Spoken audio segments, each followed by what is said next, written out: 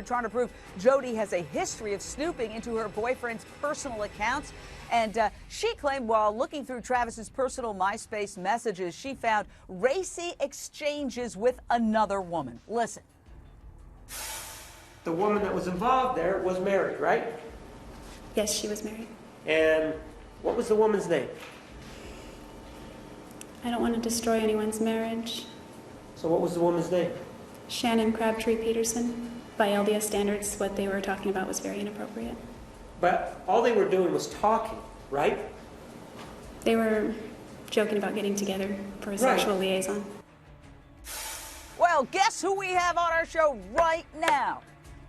The one and only Shannon Crabtree Peterson joining us to tell her side of the story. Shannon, we're delighted to give you an opportunity to respond to this very serious accusation by Jodi that you had an inappropriate relationship with Travis Alexander during your marriage. What do you have to say? We want to just hand you an opportunity to set the record straight. Well, thanks. I appreciate that.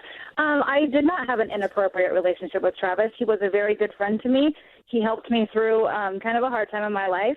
And we did keep in touch after he left for Mesa and moved, but that's about it. We exchanged some emails every now and then. He was very friendly and funny and sometimes flirtatious, but they were in no means sexual in nature at all.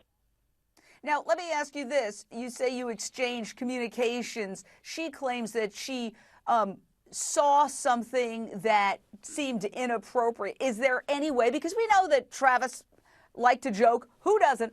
I like to joke. It doesn't make me a bad person either. Is there anything that he might have said that might have been misinterpreted by her, or is she just lying through her teeth, in your opinion?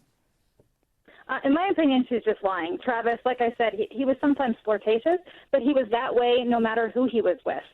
He could have been that way in front of my husband. I think he flirted with my mother when he met her for the first time. He was openly flirtatious. I think she even said that. He was just friendly with everybody. He didn't care. You know, he didn't care. He was just, that's his personality. And it was very innocent and very endearing of his personality. Well, what do you know of Travis Alexander? She has tried to paint him as somebody who used the cloak of religion to sexually demean her. Pardon being graphic here, but this is part of her case that he baptized her. We know that's true. And then claims a few hours later he pressured her into having anal sex. I mean, is that the person you knew, or do you think that that too might be a lie?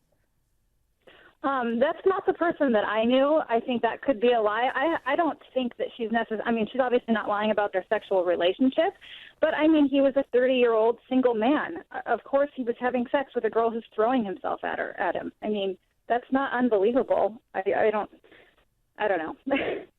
Yeah, I know. Thank you. I know it's a difficult subject for all of us. Let me tell you, we've had many awkward moments trying to prepare this show every night.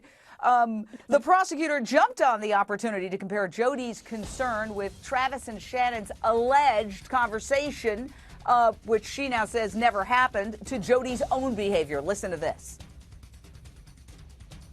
Did you know back in February of 2007, when you were making these judgments, that having oral intercourse was against the teachings of the Mormon faith? At that time, no, I did not know. So you believe that just kidding about things is against the Mormon religion, but not oral intercourse? Is that what you're saying? With a spouse who's married in the temple, yes. So, Shannon, again, another awkward question in an awkward case.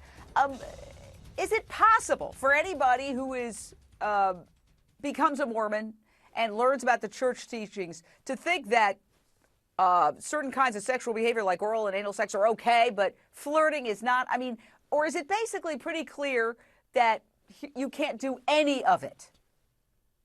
You know, I've been a member of the church my entire life, so I have been taught, you know, from a very early age. So I don't know that it's possible. She seems like a pretty intelligent person. I think she is somebody who can differentiate right from wrong. I don't believe that she didn't know that wasn't the case. I kind of believe she corrupted Travis, but that's just because I knew Travis before he ever met Jodi, and I knew who he was.